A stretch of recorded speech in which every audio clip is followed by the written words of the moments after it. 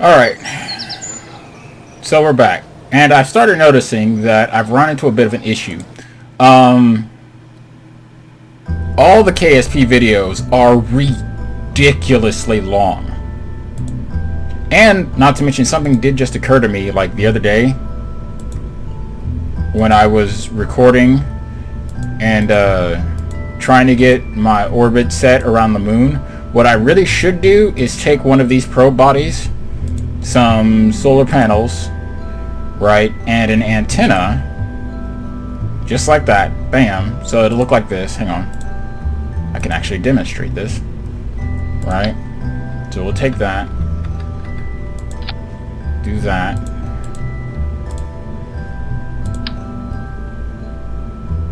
and that will be a small satellite that just basically sits in orbit around the moon. Is what I really should do. I should put that, something like that, in orbit around the moon. So that way, I don't ever have to worry about trying to get a translational orbit and all that stuff. I could set this up at a perfectly 90-degree orbit, which of course would mean that this thing would slowly run out of electricity. But, actually, as a matter of fact, what I could do, I could tack a couple batteries onto it. At least one battery. Well, how much is that? 2. Yeah, I could tack a battery or 2 on there, and the battery packs will keep it charged up while I'm... No, don't want 8 of those things, just one. Ugh. Hopefully the full game fixes that little problem with it not wanting to attach. So I think that's probably what we're going to go ahead and do real quick is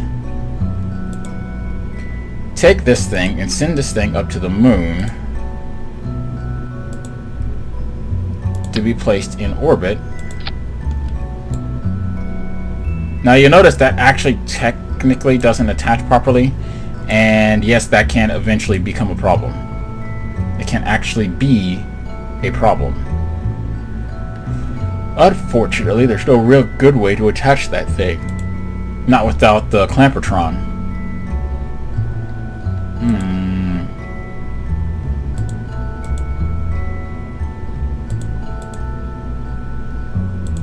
This will be a simple moon mission.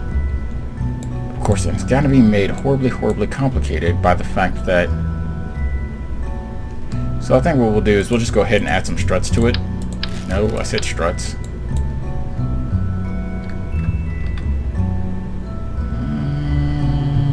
Yeah, we should be able to do that, I think. I'd only do 3. Ugh. No, I wanted 4.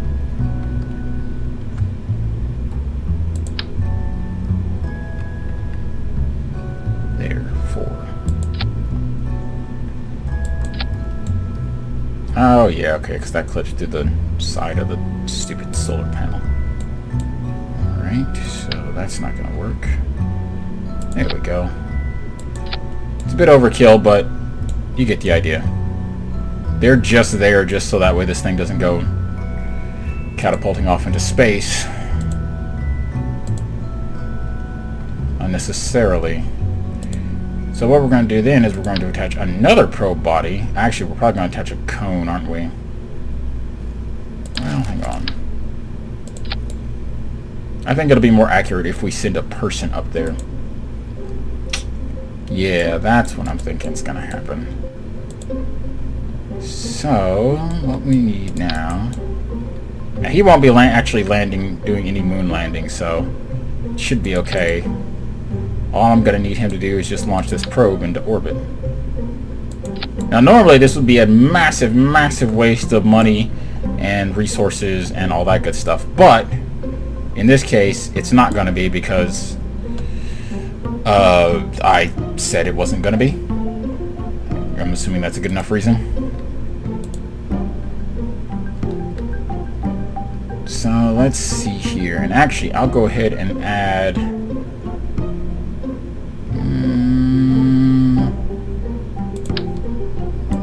we'll add the rotational wheel. That'll help give the larger, much more bulky craft a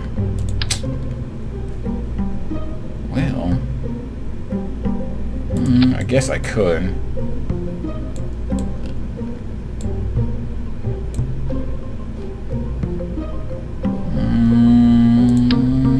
Yeah. Okay. And we'll slap a small tank on the bottom like that. I guess we could run with this. Nah, I really should put... Yeah, you're right. I really should put a decoupler in there. Curses. Also, I almost forgot to add this. RCS tanks. They are the things that make the world go round. RCS tanks, they are. Now, granted, I probably don't need all that. I don't need 200 units, plus not to mention there's like 50 in here. But, you know what? I say better safe than running out of RCS. Always 4, never 3.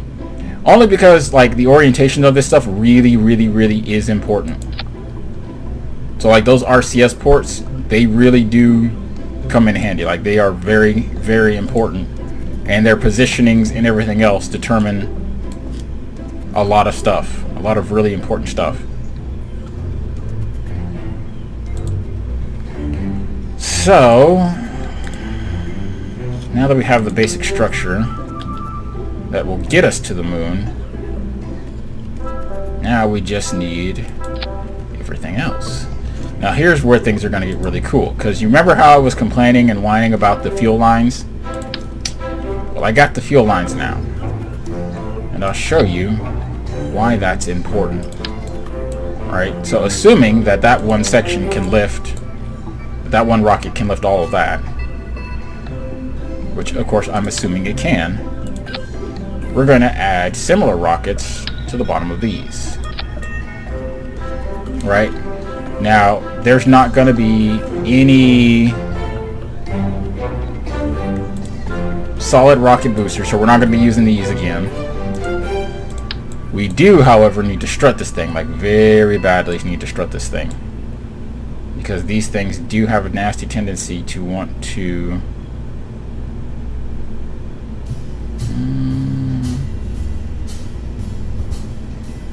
Oh, come on. There. They do have a nasty tendency of wobbling, so... Those 4 little struts there will be more than enough to keep this thing in line. So now I need to shut my symmetry off because I'm going to add my fuel lines. So this line is going to run to here.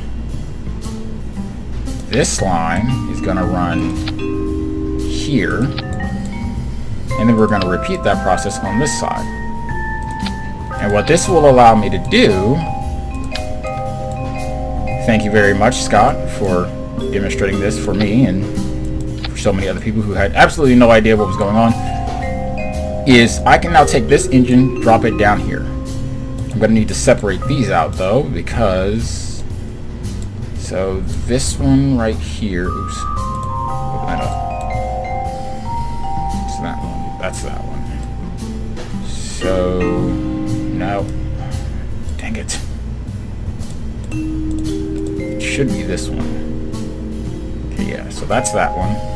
I'm actually going to need to switch the order of these, because technically right now they are in the wrong order. Actually, there's no technically about it. They are literally in the wrong order. But, so that's those two, that's those two. And what's going to happen is, I'm going to do that. So as I'm flying up, these outside tanks, this tank here and this tank here are going to drain first. And when all that drains out, this tank, and this middle tank will still be full. So hopefully what should happen is I should be able to get this whole thing into space by the time I jettison these, and then this whole section will be just getting me into orbit, into the moon, and then back.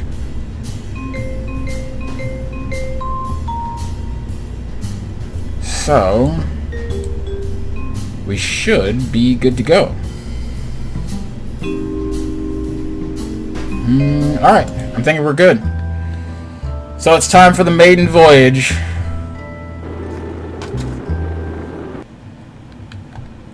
You know, I really should probably start naming these ships too. So turn on my stability control. Don't really need surface information. Do need orbit stuff. 3, 2, 1, go! The fuel thing will help too. So you'll notice how it shows all of these tanks emptying, but these two tanks are emptying faster. So like right here, what'll happen is once these tanks are empty, and I jettison this section right here, so that section that's glowing, all these other tanks will kick back over to full. Ooh, this thing is a bit wobbly. Oh, I can't wait till I get the Rocket Max engines. So much more power, so much more fuel consumption, but so much more fun. And with an 80% increased chance of explosions. Which I know you guys love the explosions, so I try to add them as much as possible. Now technically I really should not have launched until I made sure the moon was in the proper position, but I don't really care about any of that. So those are gone. Bam, those kick back over to full. Uh-oh, we're slowing. There we go. We're picking up speed again. Good, good, good. So we'll turn this thing onto its side at 90 degrees. This actually is doing very, very well, surprisingly enough. Most of my rockets don't do half this good. So we might actually be able to get a stationary orbit. And actually, I should launch another one of these makeshift satellites into orbit around the planet. Oh, you know what I just realized? I don't have any solar panels on the rocket itself. Well, it should be okay. I got the engine. And so long as the engine's fired up, it'll be fine. Because these engines do have generators on them, not like the little one that I kept using. So I want to get my altitude, my apoaps, up to about 80, I think, 80 or 90. I mean, we should have plenty of fuel for it, so I mean, that shouldn't be an issue. Although that said, I am going fairly steep into here, so I mean I could technically back off a bit and gain a bit more altitude, but that would make my orbit a bit more, give me a steeper curve. Not to mention I actually do want these other tanks here to drop back to the planet, so actually, you know what I might do, because I mean they're really close to running out there. I might just let those burn until, yeah, we'll do that. Jettison, dang. Okay. Tell you, man. Alright, so 140 is what we ended up with. Which is fine. Because the higher up you go, the better your odds are of... what's that? 149 and 136. Hey, I can live with that.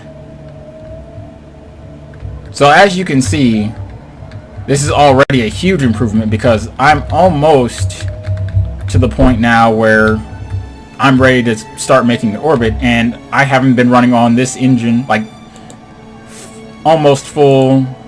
So you know, normally this tank right here would be like half full. So this is a huge improvement over my last few designs.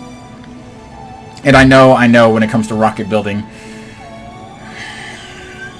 what's the best way I can put this? I'm not a rocket scientist, but anybody who's watching me play this game will tell you that that's obvious that I'm not a rocket scientist. Ooh, Tylo. Ooh, and Lath's over there as well. What else do we got? Ike is still there. No sign of any of the others. And there are a lot of others. A lot. Oh. Oops. I forgot to time accelerate through this. So that way you guys didn't have to sit here and listen to me drone on and on about useless planets that you're probably not going to see anytime soon. And fire up the engine. Electrical charge has returned. Okay, we got 3,000 meters of delta V. Yeah, we should be good about this. So this satellite is going to do nothing but give us a reference point for our orientation for when we're going to the moon. And unfortunately, I'm going to have to put satellites up around every single place I go or plan on going or whatnot. Because if I don't, then I'm going to have the same problem as I had on the moon. Now, don't get me wrong, like right now, I can click on the moon and set the moon as the target. Alright. I'm probably going to do most of this in post.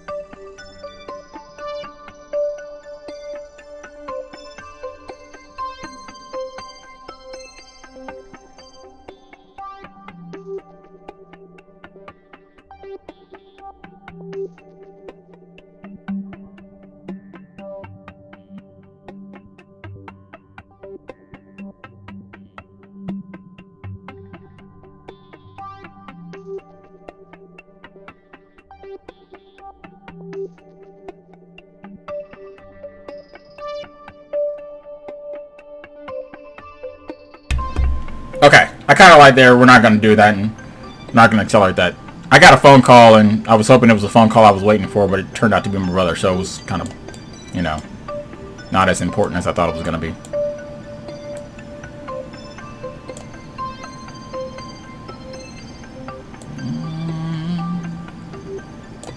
Can I get that any finer than that? Nope, that's the wrong direction, obviously. What are we looking like? I mean, that's a slight incline, which is not bad. It's not bad at all. But I really... I mean, I am almost... You know what I'm thinking? I think I'm going to bust this one. So forget this. We're going to put this satellite in this orbit here. Alright, we'll get the... We'll get that periapse pushed out a bit more, so that way it's not nearly as bad. But, yeah, I think what we're going to do is we're going to get this thing into a Kerbin orbit first. And all this is just a simple little reference satellite. And of course, I don't need plot points and vectors and all that stuff for this stuff because I know how long I've got here until I reach my apoapse, and all I have to do is burn prograde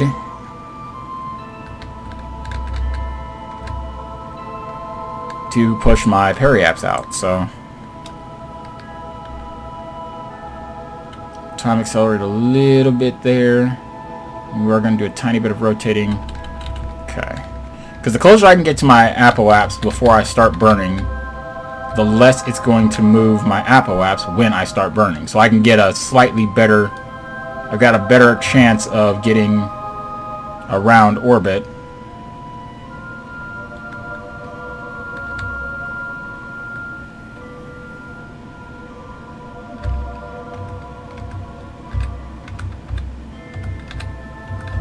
Can I get them both to say 169? No! Okay. Well, that's fine.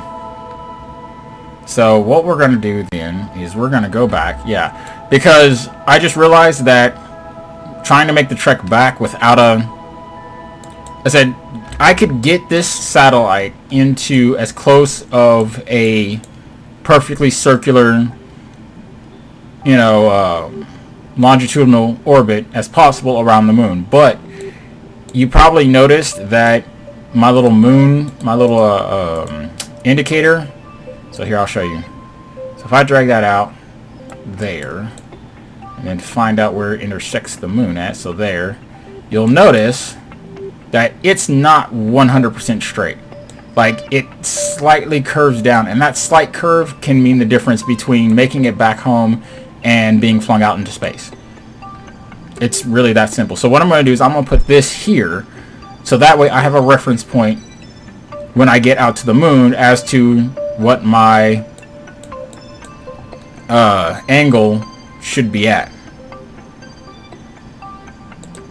So I've got 500 units of fuel that's not going to be used for anything at all, and all this monopropellant, but that's okay, because what I need to do now is point this thing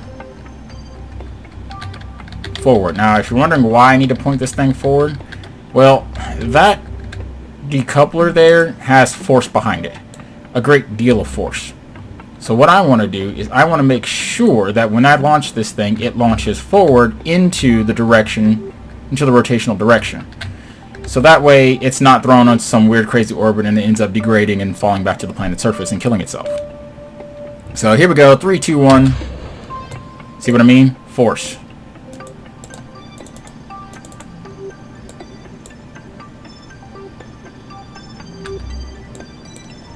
So that is now sitting at 200. I said, look at that. It literally shot this thing up another 30,000. I mean, just that force shot this thing, shot that probe up 200, shot it up 30,000 meters. Ugh. I will learn to talk one of these days. Eventually. I might not. I might just be lying to you guys. Right? So, I mean, it's still sitting at 169. You know, where we're at 168, but yeah, it shot the Apple Apps on this thing up to 200 from our 170. So this thing's got a substantial bit of force behind it. But what I'm going to do now is I'm going to show you guys something really cool. So what I'm going to do is I'm actually going to not just slow ourselves down in relation to it, I'm actually going to speed up in relation to it. So we should be very near the same orbits now. And what I can do is I can use my RCS to get in close to it. So it's falling, it's coming closer and closer and closer. So we'll actually do a bit of time accelerating. Alright. What I want to do is turn on the RCS. Oh, stop it, stop it.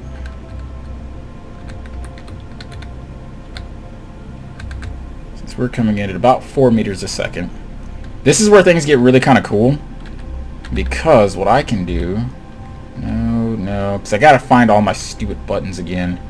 So it should be H and N. So I want to hit N to slow myself down in relation to the target. And what we'll do is we'll get ourselves nice and close to it. So now imagine doing this from having launched on the planet. So basically what I'm going to do is I'm going to give you guys a brief, little quick example of what's going to happen later on when I get all my pods and stuff like that set up to do my docking stuff. So that looks like we're still going a kind of funky direction. See, I wish this thing had like a target relation, you know? So like it would tell me, so like you know how it does with the surface, where it tells me my horizontal and vertical speed and all that stuff? I want this thing to have a target reference. Actually, you know what? I think this is it. Ah, okay, cool, this is it. So what is my... No. Okay, this is just showing me the information for the target. This isn't showing me like how close I am to it, or like what my orientation or speed or anything like that is in relation to it. So horizontal, vertical, all that stuff. Which, don't get me wrong, I can kind of see that on the nav ball, but still, that requires a bit of work. So what we want to do is we want to burn that way. And I'm trying to get that little green circle right there. So that way, when I turn towards it, that means all of my speed, everything is moving directly at the target. And that's why I love the RCS, is because I can do that sort of stuff. So I can do that. And then just gradually slow ourselves down in relation to it. But we'll time accelerate a little bit and get a bit closer to it.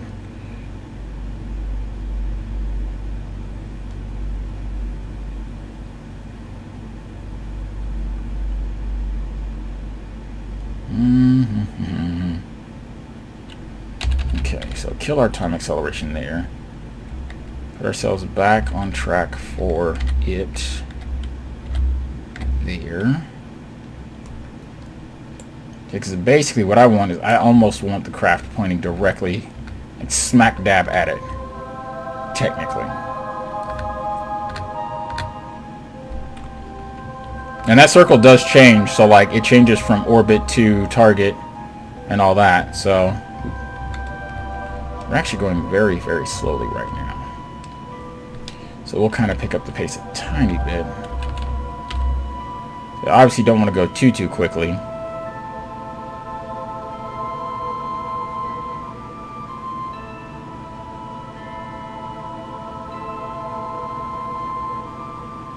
So as you notice, my speed is gradually slowing down in relation to the target.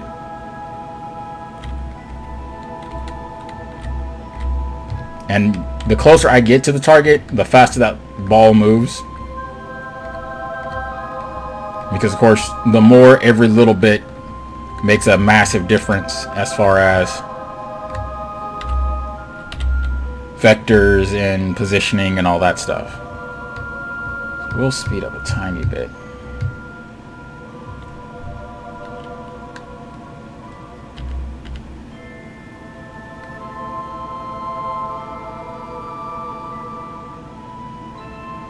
Yeah, don't get me wrong, I got mountains upon mountains of monopropellant to do this with, so this actually really isn't that big of a problem.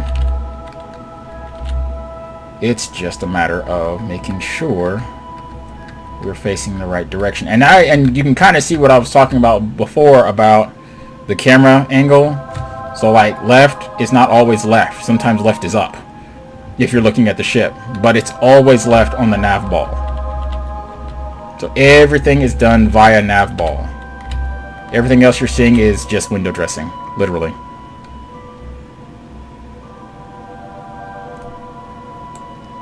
But I keep turning the camera so that way we're more or less facing our target here.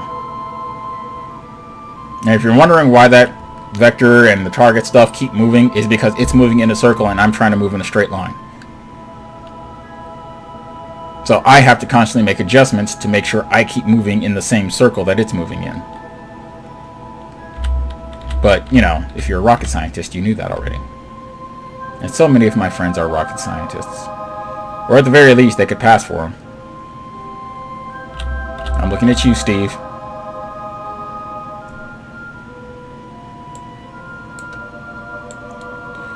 So we're coming in. We're almost there. We're getting closer and closer and closer. I'm actually not going to do any time acceleration because, I mean, we are dangerously close to this thing.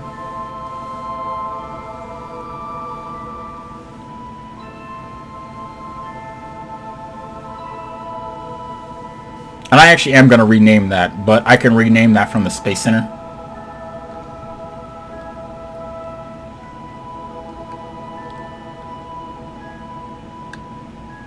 So we're coming in. We're almost at this thing's apoapse, which was 200,000 meters, remember? So we're at 199,800.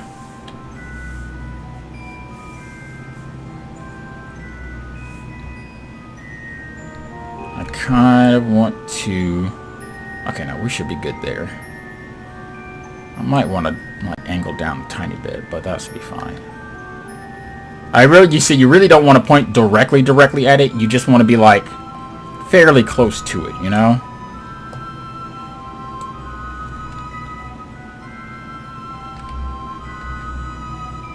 We're going to slow ourselves down. Until that says 0. And now here comes a really cool part. EVA. Zoom in. And I can have him let go. Switch to his pack.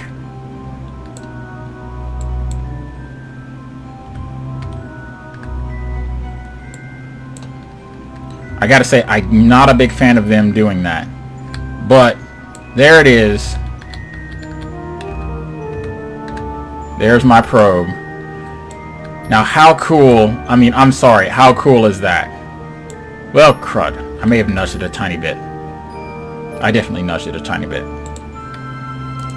But that tiny bit's not going to make that big a difference. And while we're out here, we might as well go ahead and collect some science. That is awesome.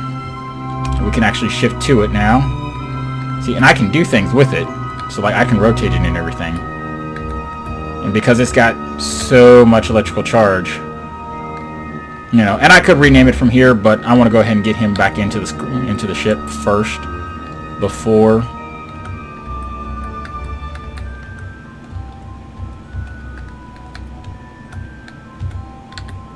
So I'm telling you, man, that thing is seriously overpowered. So we're back on board. This is now actually pointing in the wrong direction, isn't it? I need to rotate it like that. There we go. So now it's facing straight up and down. And it should be on a perfectly horizontal orbit. Or, you know, as near perfect as a man-made craft can get. So, what we're going to do now is we're actually, having that thing floating off like that is kind of a good thing. So, Apple App's height is still the same, Perry App's height is still the same. So, yeah, we nudged it a tiny bit, but it's not going anywhere. It's staying put. We are running dangerously low on electrical charge right now, though, but that's okay. We can shut that off. Well, you know what? We'll keep those on. We'll make sure that goes in the opposite direction as we go. Now, I'll show you something else. So, you'll notice when I hit this button, these 4 thrusters right here fire. When I hit the other one, they fire the other side. That's what I was saying about the orientation. So, if I want to rotate this thing, watch. So, you notice how the top 2 fire up here and the bottom 2 down here fire. And then to slow itself down, it does that. Depending on where I have these placed, like if I had them placed right here, they would fire different stuff. Whoever did the programming for this did a really good job, I think. You know, this is my personal opinion. But, yeah, it makes a huge difference in everything. So we want to make sure that gets a good distance away from us. And remember that thing I said about the nav ball? Yeah. So, actually, I need orbit. That's what I need. Because otherwise I'm going to go in the wrong direction. So, we need to go that way. And, woo, dangerously low. So, we'll go ahead and kick the engine on. Check our orbit. And we'll set that at about 40. Yeah, we'll say 40. There we go. So now we're going to come back and land here, and that satellite is going to stay in orbit for all time. I might actually be able to bring this whole thing back safely. But if not, well, then, oh well. You guys get to see a cool explosion. So what I'm going to actually do is... See, I don't understand why it keeps wanting to do that. But I have 3 parachutes on this thing. So it should have enough to slow down 2 massive tanks, 1 engine, 1 empty tank, 1 partially full massive tank, 1 smaller tank, a very heavy rocket engine, and 2 partially used up monopropellant tanks. Wow, really? You're complaining about electrical charge. Alright. Wait, that thing should have plenty of electrical charge.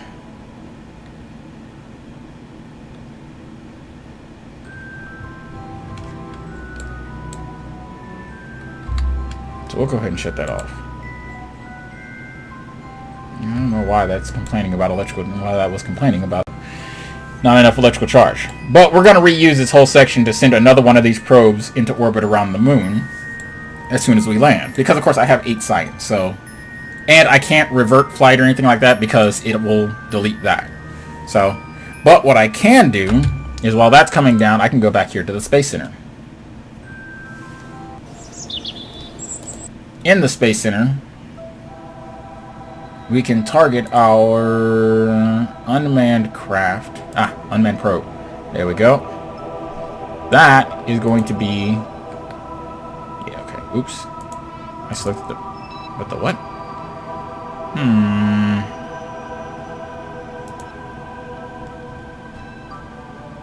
Oh. Okay. Remind me to detonate that stuff here in a minute. I need... probe. Okay. So this is now all set up nice and pretty. And what we're going to do is we're going to rename this. Oh, what to name it, what to name it. See, the problem is I'm really bad with names. Hang on, I gotta sneeze.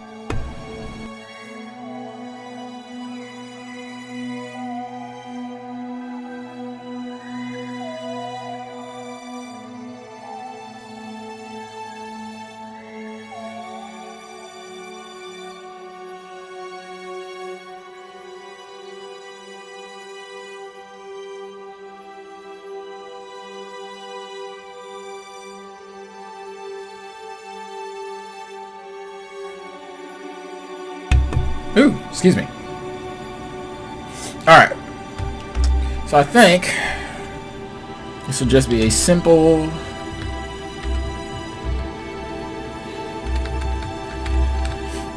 orientation probe.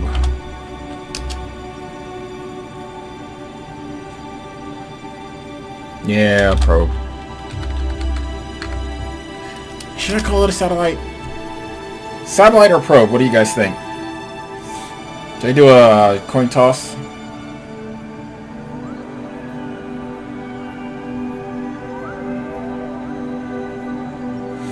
Alright, we'll call it satellite.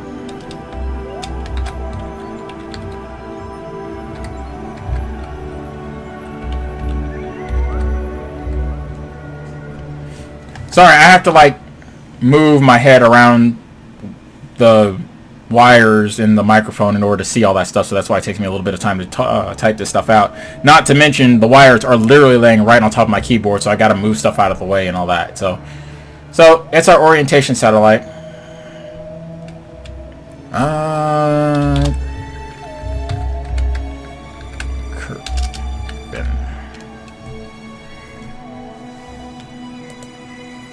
So our orientation satellite over the planet Kerbin.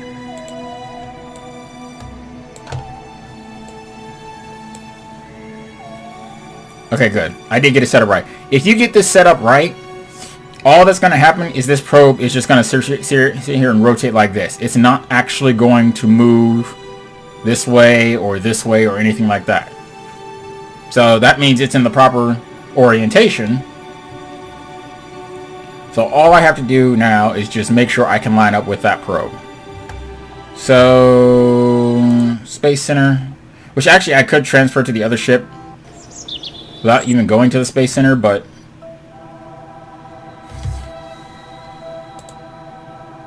so we're gonna go here, and as soon as we're done here, I gotta detonate that other stuff. So where are we at? How far do we need to go? Ooh, quite a ways. So that's time. It's time for a time acceleration. It is now time for time acceleration. I'm telling you, I think I'm going to take speech lessons after this. Because obviously, I don't know how to talk. No, I think my problem is I talk too quickly. That and I've got a million things going on in my head all at once. Which is fun, actually. So, see, it did it again. I think it's whenever I transfer to the map view that it... Yes, I want all 3 of them. So I think it's whenever I transfer over to the map view that it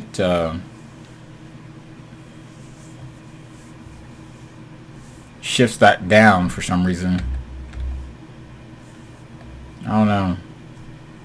Well, it's starting to get caught by the air now, so I'm actually surprised it's falling in that direction, though. Actually, hang on. Let's change the camera view here a bit. Much better. Granted, I know technically that's up right there and that's down, but I like the look of it like this better than the other way. So we're at 40. We're falling quickly. Our periapse is already at -9, -100. But this thing is actually really, really, really heavy, so I'm actually surprised. I mean, we're doing... There it goes. I was about to say, we're doing 2,000 meters a second. We should be seeing flame effects, but yeah, it took a little bit for those flame effects to kick in.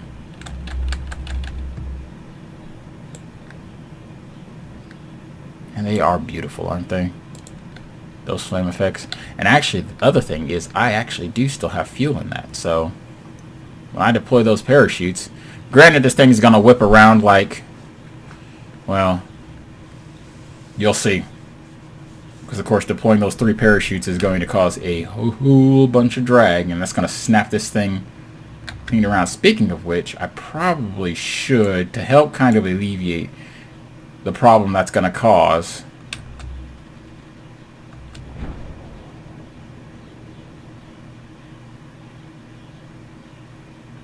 See what I mean? Snap. See, because the thing is, in this game, it is physically possible to shear parts off.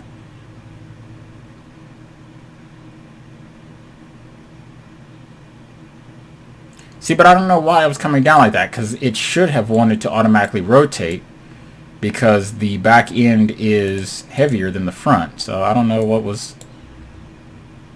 But what I can do... I can slow myself down with this engine.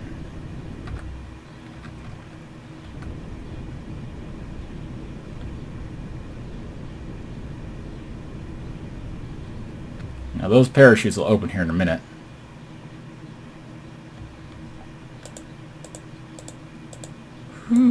We're still going pretty quickly, so we'll kind of slow ourselves down a tiny bit there.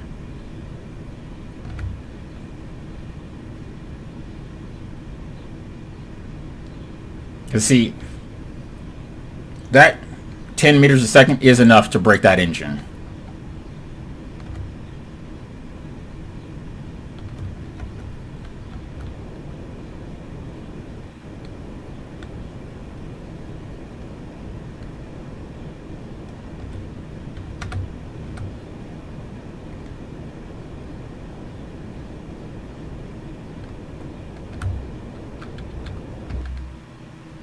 This is gonna hurt. Dang, it broke. See what I mean? You've really got to be quick on that recovery button. But I got 8.3 science. Why 0.3? I have no idea. But that's one probe successfully launched. Now we need to build another one and launch it as well. So let me see here. Actually, you know what? I'm going to go ahead and end. Yeah, we're going to go ahead and end and pick this up later. Because like I said, these videos are getting ridiculously long. So, sayonara.